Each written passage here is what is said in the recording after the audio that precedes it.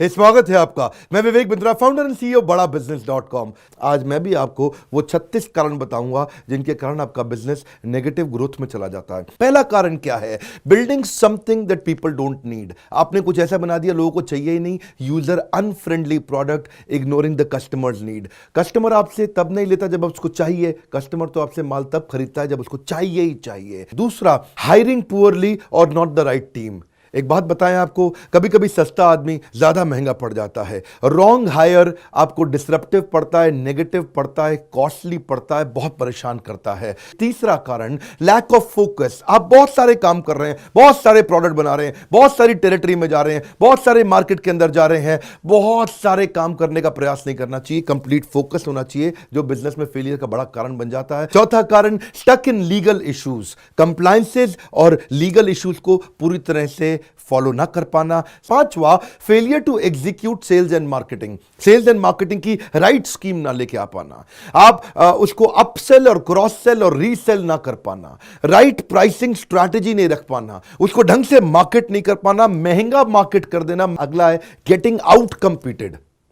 ऐसा business model तो नहीं बना दिया कि कोई भी आए आपको आके ठोक दे, खराब कर दे, बर्बाद कर दे। नॉट ट्रैकिंग कॉम्पिटिटर्स और टू मच कॉम्पिटिशन। ऐसे बिजनेस में तो नहीं चलेगा जिसको कॉपी करना आसान है, कोई भी कर लेता है, कहीं भी कर लेता है। अगला है not having the right partners और को फाउंडर्स। कहीं गलत पार्टनर और गलत को फाउंडर तो नहीं ले लिया। जब इनके बीच में आपस में झगड़ा होता है तो टेंशन बहुत बढ़ जाता है। को फाउंडर और पार्टनर ऐसा होना चाहिए कि अगर आप फेल हो गए तो आपका साथ दे सकें और दोनों की कॉम्प्लीमेंटिंग स्ट्रेंथ होनी चाहिए। अगली गलती आप क्या करते हैं? कैश बर्न या फिर not been able to raise money. कभी कभार ये बहुत बड़ी गलती होती है। पैसा जल्दी खत्म हो जाता है, बर्बाद हो जाता है, या शुरू में ला ही नहीं पाते, फंड रेजिंग कर ही नहीं पाते। पैसे की कमी से भी आपका बिजनेस बर्बाद होता है। अगली गलती, not been able to execute a pivot और not learning from your failures. क्या मतलब हुआ इसका? इंप्रूवमेंट साइकिल नहीं बिल्ड करना। अगली गलती, या फिर रेजिंग टू मच मनी, फालतू पैसा इकट्ठा करके ले आए। अगली गलती, लैक ऑफ प्लानिंग। आप बिना जर्नी को प्लान किए बिजनेस में चले जाते हैं।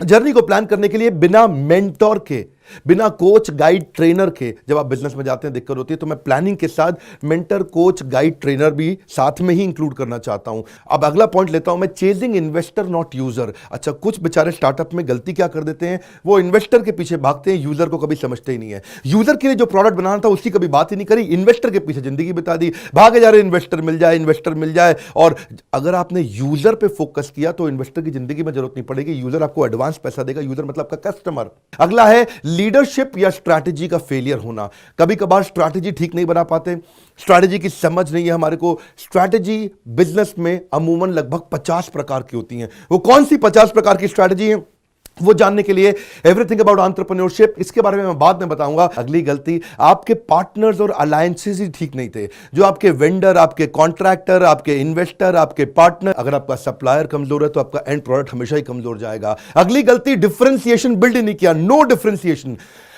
ये बहुत इंपॉर्टेंट पॉइंट है। ये थोड़ा कॉम्पिटिटिव एडवांटेज मैं बता चुका हूं, उससे थोड़ा मिलता जुलता है। डिफरेंशिएटर का मतलब क्या हुआ? कस्टमर क्यों आपके पास आएगा। और अगली गलती क्या करते हैं आप? बिजनेस मॉडल ही ठीक नहीं बनाते। बिजनेस मॉडल, बिजनेस कौन से मॉडल पे चलेगा, मेथड और मॉडल पे बिजनेस चलता है। केएफसी कहां चले गए? केएफसी के फाउंडर, मैकडॉनल्ड्स के फाउंडर, बड़े बड़ी ऑर्गेनाइजेशंस के फाउंडर किधर हैं? पेप्सी का फाउंडर, कोका कोला का फाउंडर। बिजनेस मॉडल अच्छे बना के चले गए, आज तक दुनिया में उनके बिजनेस चल रहे हैं। अगला क्या होता है? Revenue model. अगर रेवेन्यू मॉडल भी नहीं है आपका, कि अब कमाएगा कैसे बिजनेस? रेवेन्यू मॉडल और बिजनेस मॉडल अलग अलग चीजें हैं। बिजनेस मॉडल है कि स्केलेबिलिटी कैसी आएगी, पर रेवेन्यू मॉडल क्या है? पैसे की इनकम होने की संभावना क्या है। अगली गलती, over expansion. Expansion without right margins is committing suicide.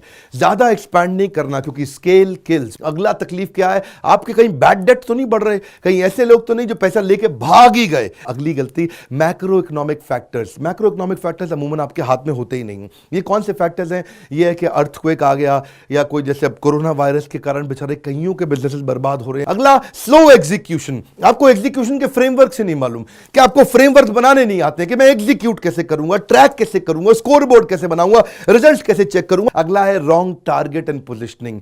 आप कई बार आपको समझ ही नहीं आता कि आप कौन है। वैल्यू फॉर मनी प्रोडक्ट है, आप प्रीमियम प्रोडक्ट है, आप टाउमी की अपनी पोजिशनिंग है, एप्पल की एक अपनी पोजिशनिंग है, मारुति की अपनी पोजिशनिंग है, मर्सिडीज की अपनी पोजिशनिंग है। अगली गलती प्रीमेच्योर स्केलिंग। अभी सही समय आया ही नहीं, आपने एडवर्टाइजमेंट शुरू कर दिया, आपने एक्सपेंशन शुरू कर दिया और बिजनेस को बड़ा करना शुरू कर दिया। आगे चलते हैं, इग्नोरिंग यूजर्स फीडबैक। आपने कभी चेक ही नहीं किया, कोई मॉडल ही नहीं बनाया, कोई मेथड ही नहीं बनाया कि कस्टमर आपको आपके बारे में बुरा भला कैसे बोल के जाए। पॉइंट लैक ऑफ प्रॉफिट और कैश, दोनों अलग अलग चीजें हैं। प्रॉफिट क्या है, 100 का माल 150 में बेचा, उसको बोलते हैं प्रॉफिट। और कैश क्या है, 100 का माल 150 में बेचा लेकिन पेमेंट आई नहीं, 3 महीने 6 महीने पेमेंट डिले हो गई। बहुत बड़ा कारण है बिजनेस फेलियर का। Next point, wrong time to market. आपकी टाइमिंग ही ठीक नहीं थी बिजनेस की, आपने वो प्रोडक्ट अभी लॉन्च कर दिया, उस प्रोडक्ट की जरूरत नहीं थी। अगली गलती, इनएडिक्वेट इन्वेंट्री मैनेजमेंट। कहीं ऐसा तो नहीं कर दिया इन्वेंट्री बड़ी सारी ला के रख दी है, ब्लॉक कर दिया, जिसके कारण आपकी कैपिटल, आपका पैसा पूरा ब्लॉक हुआ पड़ा है। नेक्स्ट पॉइंट, आप उस बिजनेस में घुस गए जिसमें प्रॉफिट है लेकिन आपका पैशन नहीं है। वो बहुत बड़ी गलती है सर, सुनिएगा मेरी बात को। ऐसे धंधे में तो नहीं घुस गए जहां प्रॉफिट तो शायद दिखता है पर आपका पैशन था ही नहीं। नेक्स्ट पॉइंट, बहुत भारी गलती, स्केलिंग विदाउट टेक्नोलॉजी।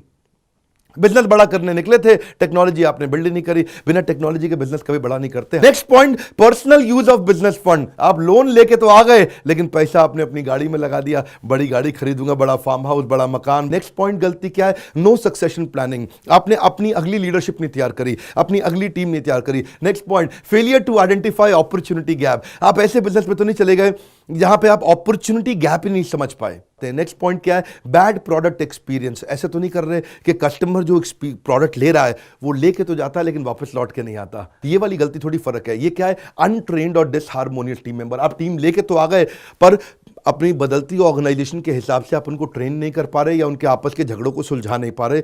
पॉलिटिक्स के कारण आपकी एग्जीक्यूशन स्लो हो जाएगा। जब एम्प्लॉयज की एम्प्लॉयज से नहीं बनती तो स्पीड कमजोर हो जाती है। ये बहुत बड़ी तकलीफ का कारण बनता है क्योंकि अल्टीमेटली आपकी टीम ही आपको आगे लेके जाने वाली है। 36वां पॉइंट, जबरदस्त LTVC यानी कि long term value of customer. आप ऐसा कस्टमर नहीं बिल्ड कर पाए जो बार बार आपसे ट्रांजैक्शन करता रहेगा। आप ऐसा कस्टमर प्रोडक्ट बिजनेस नहीं बिल्ड कर पाए जिसमें रिकरिंग रेवेन्यू आता रहेगा। आप ऐसा कस्टमर प्रोडक्ट बिजनेस नहीं बिल्ड कर पाए जिसमें आपको पैसिव इनकम बाद में अपने आप आता रहेगा।